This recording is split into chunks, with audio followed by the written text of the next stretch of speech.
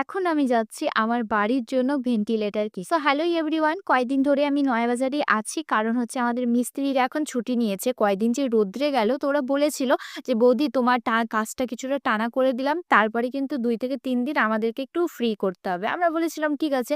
তো আমাদের বাইরের দিকে যে পশ্চিম দিকের ওয়ালটা আছে সেটা টোটালটা কমপ্লিট করে প্লাস্টার করে নেটিং করে দিয়েছি। তো সেই দিকের ওয়ালটা কমপ্লিট। তো এখন ওরা ২ থেকে ৩ দিন ছুটি নিয়েছে। তো আমার হাসব্যান্ড আমাকে বলল কি যে ঘরের ভেন্টিলেটর ৬ টা তো আমি আমার পছন্দ নিয়ে এসেছি আর বাদবাকি যেটা লাগবে তুমি এবার তোমার পছন্দের নিয়ে আসো। তো আমি ভাবলাম যে আমার পছন্দের ঠিক আছে, কথাটা তো ভালোই। আর এই কথাটা শুনে গাইস আমি যে কি যে বিপদে পড়েছি তোমাদেরকে বলবো, পুরো ভিডিওটা ওয়াচ করো। তো সবার প্রথমে মাকে বললাম, মা কার ওখানে পাওয়া যাবে? তো মা ২-৩ টা দোকানের নাম বলল, যেটা আমাদের ২ টা দোকান তো আমাদের সকালে সবজি মার্কেট বা আমার বাবার দোকানের অপোজিটে। এখানে গিয়ে শুনলাম সেখানেও ২-৩ টা ডিজাইন ছিল, মোটামুটি ভালোই ছিল। তো সেগুলো দেখলাম। এরপরে আরেকটা দোকান ছিল, সেখানেও গেলাম। এখানেও গিয়ে দেখলাম ওইখানেই আমাকে বেশি ডিজাইনগুলো পছন্দ হলো।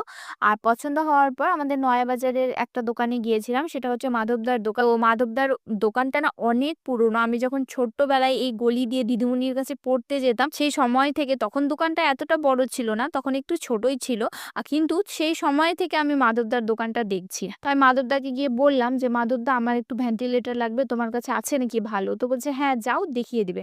তো উনার দোকানে যে স্টাফটা ছিল উনাকে উনি বলে, তো আমাকে বলল যে, "চলো দিদিভাই দেখিয়ে দিই।" তো উনি আগে যাচ্ছেন, আমি পিছু যাচ্ছি। তো যেতে ওই যে সোজা রাখা আছে। আর মাধবদার ওখানে একটা জিনিস ছিল যে তুমি যেই মাপ নেবে সেই মাপের কিন্তু এভেইলেবল ছিল। যেরকম অনেকের ক্ষেত্রে কি হয়, অনেকে আমাদের যেরকম ভেন্টিলেটরে খোপ ছাড়া হয়েছিল 10/10, আর আমাদের ভেন্টিলেটরটা যেটা নেওয়া হয়েছে সেটা 9/9 কি 10/9 এরকম একটা মাপ হবে। তো মাধবদার ওখানে আমি যেটুকু দেখলাম যে ওখানে অনেক রকমের মাপ ছিল এবং অনেক রকমের ডিজাইনও ছিল। তো আমি সেগুলো শুনি এবং শোনার পর আমার একটু দামটা, মানে আদার্স দোকান যেটা আমি ট্যালি করে দেখলাম, আদার্স দোকানের থেকে মাধবদার দোকানের দামটা একটু বেশি। কিন্তু হ্যাঁ, বার্গেনিং করলে হয়তো মাধবদা আমাকে দিয়েই দিত। তো যাই হোক, তো সেখান থেকে দেখে টেখে ছবি তুলে ভিডিও করে নিয়ে চলে আসি যে হাসব্যান্ডকে দেখাবো।